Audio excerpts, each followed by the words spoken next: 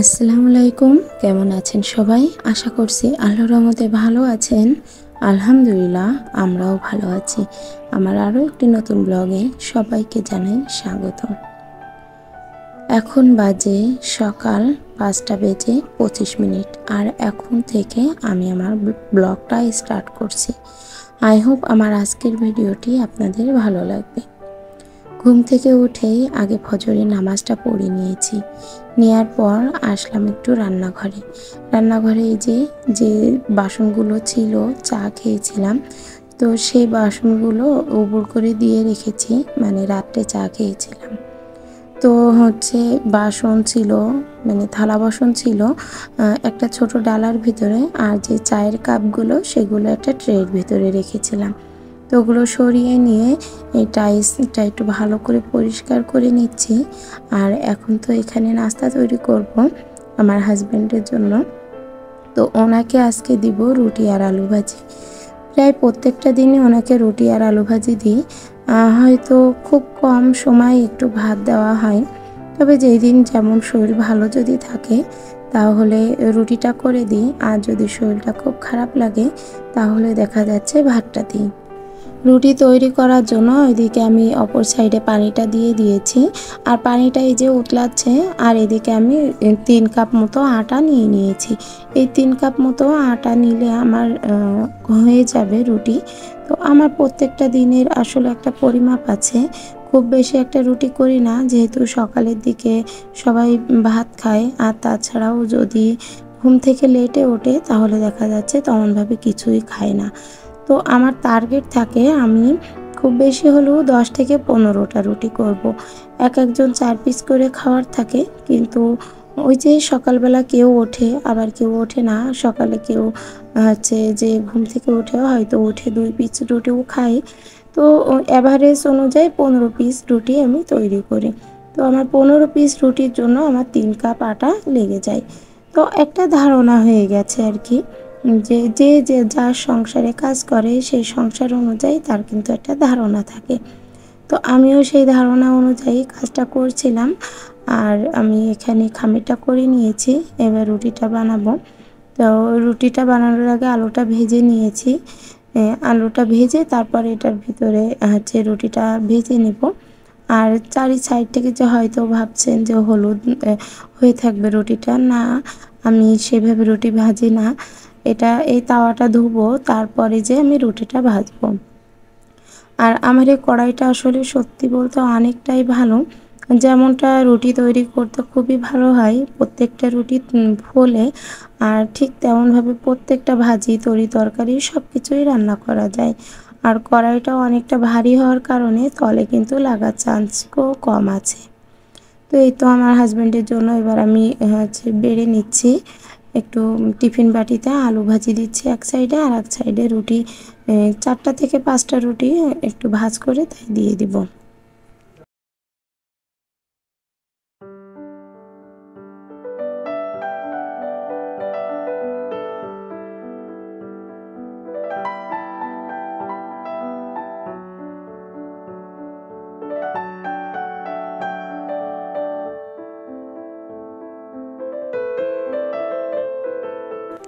খাবারটা বেড়ে দিয়ে দিয়েছি এবং উনি চলেও গেছে।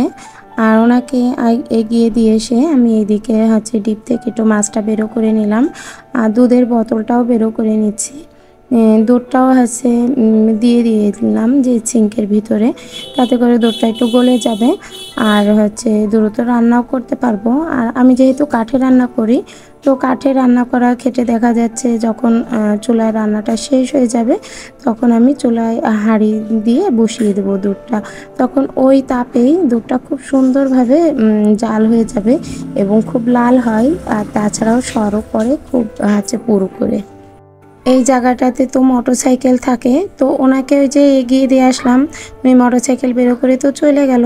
আর এর আগে কিন্তু আমি নাস্তা তৈরি করার জন্য খুব ব্যস্ত ছিলাম, তো এই জায়গাটা ঝাড় তেমনভাবে দেওয়া হয়নি।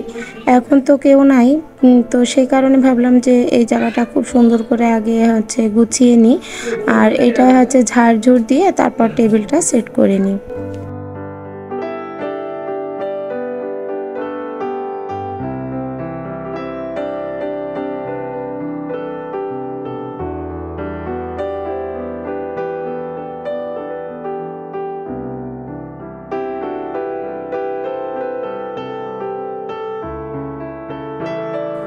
টেবিলটা এখানটাতে দিয়ে একটা উপকার হয়েছে, মেয়েটা যখন ইচ্ছা তখন কোনো কিছু খেতে চাইলে এখন আর বিছানায় যায় না, এই টেবিলটাতেই বসে খায়। আর ওই যে ছোট একটা চার্জার ফ্যান আছে যেটা আমি রান্নাঘরে গেলে সাথে করে নিয়ে যাই, ওই চার্জার ফ্যানটা সামনে নিয়ে এসে ও বসে এবং এখানটাতে ওর যে কোনো নাস্তা তৈরি মানে খাওয়ার দরকার হলে এখানে খায় আর আমি তৈরি করে দিই। তো আমি এখান থেকে তৈরি করে দিয়ে আর ও এই জায়গাটায় বসে বসে খায়। তো ওরও যেমনটা আনন্দ লাগে তেমনটা আমারও ভালো লাগে। আসলে সাধ্যের মধ্যে সবটুকু সুখ বলতে তো এতটুকুই থাকে।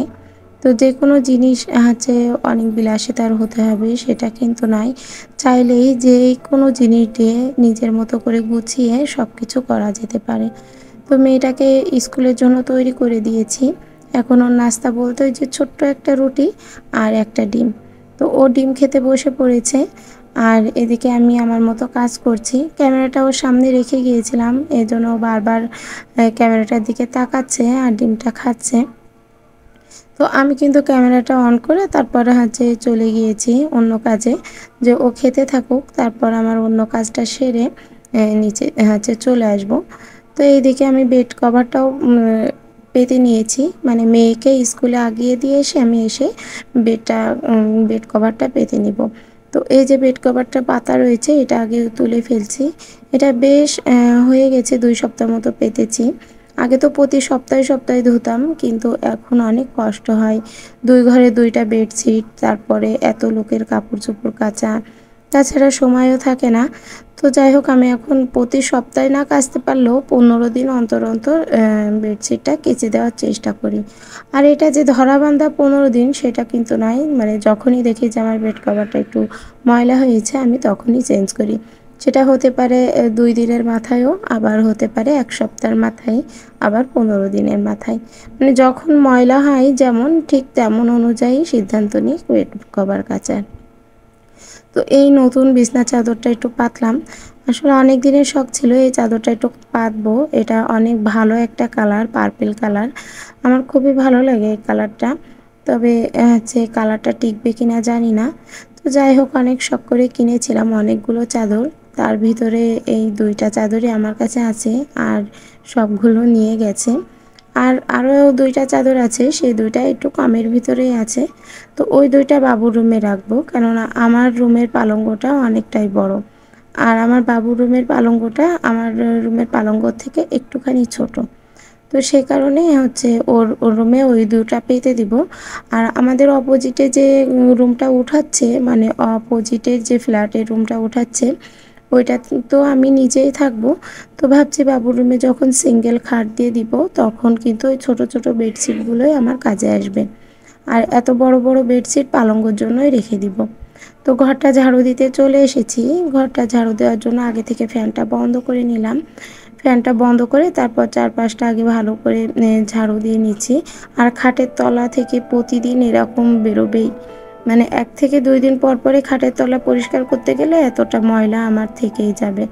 তো তার চারপাশটা একটু সুন্দর করে হচ্ছে ঝাড়ুটা একটু খাটের তলে ঢুকিয়ে ঢুকিয়ে তারপরে ওগুলো পরিষ্কার করে নিলাম। আর অনেকটা ময়লা বেরিয়েছে। এবার এই রুমটা হচ্ছে পুরোটা পরিষ্কার করে চলে যাব রান্না করতে। রুমটা পরিষ্কার করা হয়ে গেলে নিশ্চিন্তে রান্নাটা করতে পারবো। আবার আমাকে সকাল সকাল রান্নাটাও কমপ্লিট করতে হবে, ওই যে মেয়ের স্কুলে আনতে যেতে হবে। তো ওর স্কুলে 10টার আগে আমাকে পৌঁছাতে হয়। তো সেটা তো আমি আমার ব্লগে প্রায় সময়ই বলে থাকি। আপনারা যারা আমার রেগুলার ভিউয়ার্স তারা অবশ্যই জানেন যে আমি হচ্ছে মেয়েকে আনতে যাই রান্না বান্না করার পর। তো নিচের রুমটায় একটু কোনো রকমের টুকটাক গুছিয়ে নিয়ে রেখেছি, রেখে এই তো সবজি কাটতে চলে এসেছি। আর এর ভিতর কিন্তু আমি চুলায় ভাত বসিয়ে গিয়েছিলাম। ভাতটা হয়ে গেছে, আমি এই যে টুকটাক কাজ করেছি তার ভিতর আমার ভাতটা হয়ে গেছে। আর দেখুন আমি ভেন্ডি কেটে রেখে দিয়েছি। আর এদিকে হচ্ছে একটু মাছটা কিন্তু মাছটা এখনও ভাজি মাছ চুলায় রয়েছে। মাছটা ভাজতে ভাজতে এদিকে হচ্ছে বরবটিটাও কুটছি। আর ভেন্ডিটা তো কাটাই হয়েছে। তো এরপরে হচ্ছে ভেন্ডিটা আগে মাছ দিয়ে একটু চচ্চড়ি করে নিব, তারপর যখন জালটা একটু কমবে তখন আমি বরবটিটা একটু ভাজি করে নিব।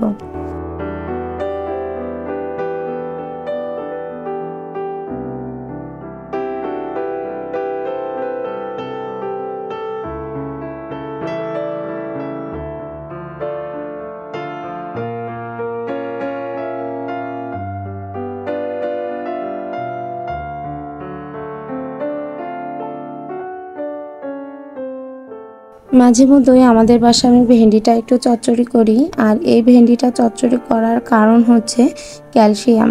ভেন্ডিতে কিন্তু প্রচুর পরিমাণে ক্যালসিয়াম পাওয়া যায়। ডাক্তার এবং কিন্তু ভাজিটা খেতে নিষেধ করে, ভেন্ডিটা চচ্চড়ি করতে বলে। তো চচ্চড়ি করে খেলে অথবা ঝোল করে খেলে ভেন্ডিটার যে আসল যে পুষ্টিটা সেটা কিন্তু পাওয়া যায়। আর এই গুণাগুণটা তো খুবই দরকার আমাদের শরীরের পক্ষে, যেহেতু এখনকার প্রত্যেকটা মানুষের ভিতরে কিন্তু ক্যালসিয়ামের ঘাটতি থেকেই থাকে। তো আমি ভেন্ডিটা চচ্চড়ি করে নিয়েছি মাছ দিয়ে। এবার আমি বরবটিটা দিয়ে দিব ভাজার জন্য। বরবটিটা ভাজবো, আর এইদিকে কিন্তু অনেকটা টুকটাক কাজ আছে আমার। যেমন ধরুন, রান্নাঘরের বরবটিটা ভাজবো আর রান্নাঘরটা ঝাড় দিব। আবার যে কোটো কাটাগুলো একটু এলোমেলো হয়েছে সেগুলো আবার গুছিয়ে মুছে রাখবো। তারপরে আবার দেখা যাচ্ছে সিঁড়িটা আছে, সিঁড়িটাও ঝাড় দিব। তো এত কিছু যদি একই দিনে দেখাই তাহলে হয়তো ভিডিওটা অনেক বড় হয়ে যাবে। তো সে কারণে একটু কেটে ছেটে খুব কম সম ভিডিওই ছাড়া হয়। আসলে একটা সংসারে তো আর কম কাজ থাকে না, পুরোটা তো আর তুলে ধরা সম্ভব না। অনেক কিছু অফ ক্যামেরাই করা হয়ে যায়। আবার বেশ কিছু যখন মনে পড়ে তখন দেখা যাচ্ছে কিছু কিছু কাজ একটু দেখানো হয়। তো রান্নাবান্না কমপ্লিট করে এসেছি, আর দুধটা চুলায় বসায় দিয়ে এসেছি। দিয়ে এসে এখন এই ওয়ার্ড্রপের উপরটা আমি ভালো করে মুছে নিচ্ছি। নিয়ে আবার যাব মেয়েকে স্কুলে আনতে। তারপর মেয়েকে স্কুল থেকে নিয়ে আসার পরে টুকটাক যে কাজটা আছে সে কাজগুলো একটু করে নিব।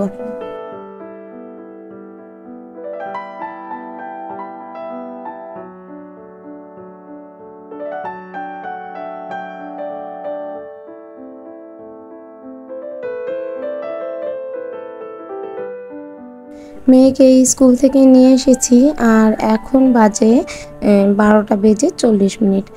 এসেছি 12:30-এ। তো একটুখানি বসেছি, তারপর 12:40 বাজে তখন আবার উঠেছি। উঠে একটু টুকটাক কাজ করছি।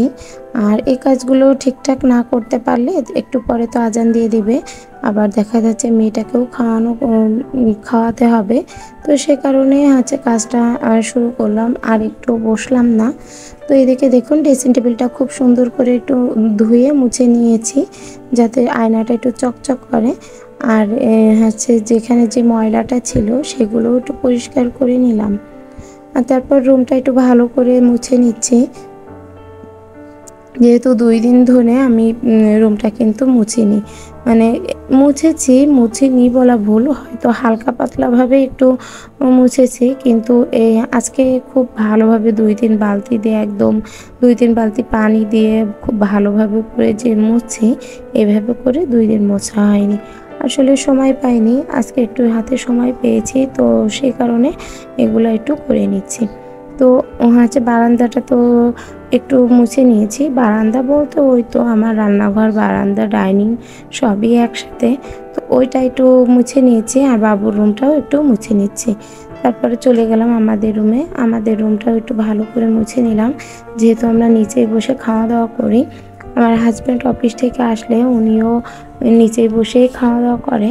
ইনফ্যাক্ট আমরা সবাই খাওয়া দাওয়া করি, সেটা মাঝে মধ্যে দেখাই আপনাদের, যে আমাদের তো বড় সড়ো ডাইনিং টেবিল নাই।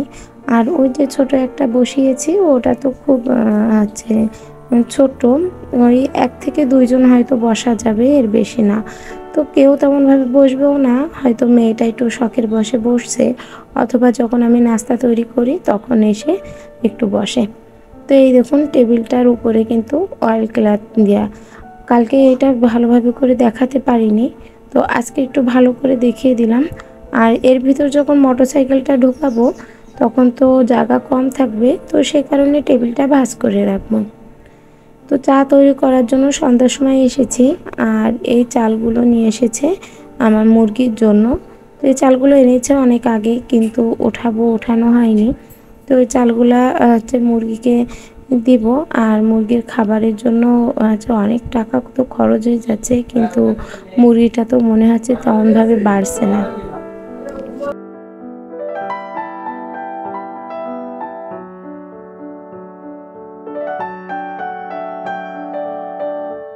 এই চা খেয়ে তারপর হচ্ছে গলার ব্যথাটা একটু কমেছিল, কিন্তু রাত্রে ঘুম আসছে না।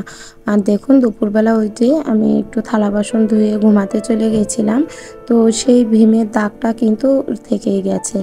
আমি খেয়াল করিনি যে ওইভাবে ভীমের দাগটা থেকে যাবে। তো আমি মানে থালা বাসন ধোয়ার পরে ওই টাইলসগুলোও কিন্তু মুছে ফেলি, কিন্তু আজ আর মোছা হয়নি। একটু হয়তো খেয়াল করিনি, অন্যমনস্ক হয়ে গেছি। তো এখন দেখে নিলাম, এখন যত বাসনপত্র হবে সেগুলো আবার মাজতে হবে নাস্তাটা তৈরির পরে। তো সেই সময় টাইলসটা একটু ভালো করে ধুয়ে নিব। আমার আজকের ভিডিওটি যদি আপনাদের ভালো লেগে থাকে তাহলে প্লিজ একটা লাইক দিতে ভুলবেন না। আর যদি চান আপনাদের এই বোনটি একটু হলেও ইউটিউবে জায়গা করে নিই, তাহলে চ্যানেলটি সাবস্ক্রাইব করতে পারেন আর এই বোনটির পাশে দাঁড়াতে পারেন। তো এখানে চা গরম হওয়া শুরু করে দিয়েছে, আর ওই প্যাকেটটা তো ফুরাই গেছে, ফেলে দিয়েছি। তারপর চাটা একটু ঢেলে নিব। আর চায়ের সাথে আজকে আর কিছু দিচ্ছি না, তার কারণ হচ্ছে এই বাচ্চা কাচ্চা খাওয়ার তাল দিতে যেয়ে দেখা যাচ্ছে ওদের পড়াশোনাটা অনেকটা লেট করে ফেলে। কোনো কিছু কমপ্লিট করার আগেই বলে ঘুম পেয়েছে। তো যে স্বাভাবিকভাবে সন্ধ্যার সময় চা নাস্তা তৈরি করতে করতে কিন্তু 7:30 8টা বেজে যায়, যেহেতু মাগরিবি নামাজ পড়ার পরে যে তাই নাস্তা তৈরি করতে হয়। তো আমাদের তো ওরকমই সমস্যা হয়। তো সেই কারণে কোনো দিন নাস্তাটা তৈরি করে দিই, আবার কোনো দিন দোকান থেকে নিয়ে আসি, আবার কিন্তু মাঝে মধ্যে এইভাবে করে শুধু চা দিয়ে দিই। তো চাগুলো আগে ট্রেতে করে উঠিয়ে নিচ্ছি, উঠিয়ে তারপর সবাইকে এক জায়গায় ডেকে চাটা দিব। আর এখন তো সবাই টিভি দেখছে, ফোন দেখছে, আর আমার ছেলেকে পড়াচ্ছে, আর মেয়েকে কিন্তু আমি পড়াতে বসাইছিলাম। তো ওকে হাতে লেখা দিলাম হোমওয়ার্কের, দিয়ে তারপরে আসছে আমি চা তৈরি করতে। তো আজকের ভিডিওটা এখানেই শেষ করছি। আল্লাহ হাফেজ।